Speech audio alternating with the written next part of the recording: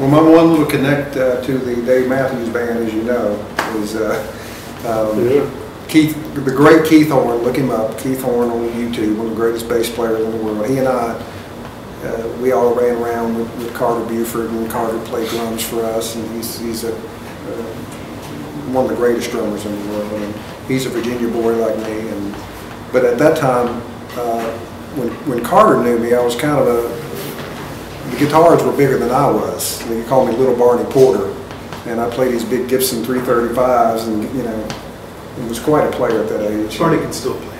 Thank you.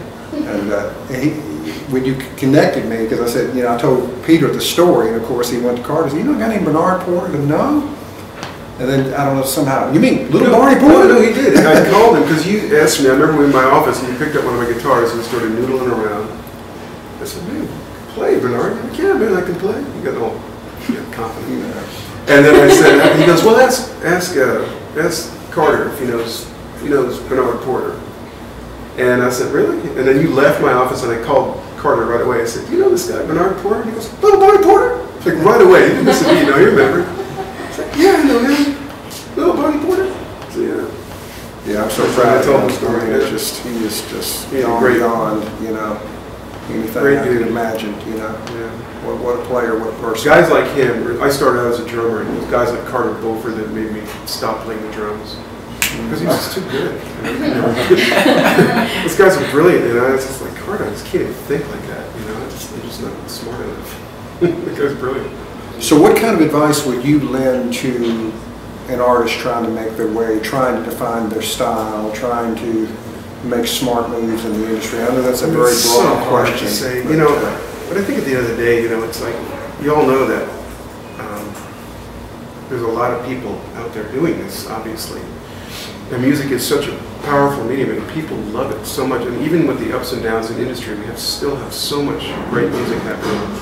It's astonishing to me how much great music. You think it's all been done already, and then someone will come up with a song or a record, just blow my mind. I'm like, how do people still come up with creative ideas? There's only so many notes, and people continue to do that. And how they do it, I think, it's like we talked about. It's about passion and tenacity. And I've seen these kind of forums before, and people go, yeah, I get it. And it's just, there's a small percentage that make it through to the other side. And it's just about being tenacious, really. I mean, you have to have the talent first. And, I'm not the talent. I don't know how to, I know how to offer creative, constructive criticism and help out in the development process. But the impetus, I guess, the spark has to come from the individual, and if you have that spark, you have that X factor, or whatever you want to call it, it's up to you to, to take it from there. And it's just, you got to work harder than everyone else, you just have to work harder. You have to be great. And sometimes, people sometimes they put it, whatever it might be, they get a YouTube video up and someone grabs onto it and boom, they're off to the races. But for the most part, most people are out there in the trenches, busting their butt for a long time before they see that, success. And I've seen that, doing this stuff for over 20 years now, I've seen that happen time and time again. The people that hang in there and keep fighting, they get their shot eventually. If you're good, you get your shot, and then at the end of the day, the public speaks, Speaking of YouTube, do you think that that's the new frontier right now? Would you say that that's the new breaking? It's one of the frontiers, but I think more. I forget what the demo is, but more young people are getting their music from YouTube, or getting exposed to their new music, or hearing their new music from YouTube than any other format. But yeah, I mean, that's certainly one. I'm an old cat. But all right, I'm older. That makes you happy. But I look at, I'm scanning YouTube every day too. I look at it all the time, for new music, and it's really entertaining. So, but it's a great place to find new music. So what is Peter Robinson doing now? I've been down here in Nashville for 5.5 years, and I started my own publishing company, and then partnered up with Michael McDonald, not the Doobie Brother, but the manager. He manages Raylan Montaigne, John Mayer, Sarah McLachlan, Walker Moon, and he's just got Brett Dennen, got a tremendous roster, and he's a tremendous guy. And he was Dave Matthews' road manager. That's how I met him. He was actually a roadie first, became a road manager. The guy's had an amazing career, and he's a class act. And we started a publishing company together called Propel, and we've been working that company here for a couple of years. We've just partnered up with a newly forming